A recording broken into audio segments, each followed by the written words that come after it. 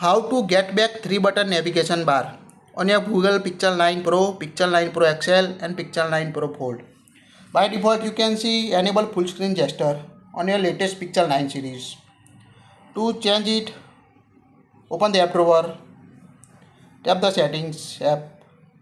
Now scroll down up to system, tap on a system. Now tap on a navigation mode. Here you can see by default set the gesture navigation.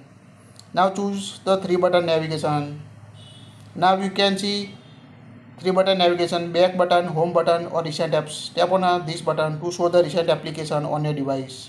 To go to home screen, tap on the middle button to go home screen and open any screen and tap on a back button to go back. So it's quite easy to change the navigation mode on a Pixel 9 series. You can also quickly access circle to search on both the gesture navigation or a 3-button navigation. Just long press the home button and circle you want to find the related product.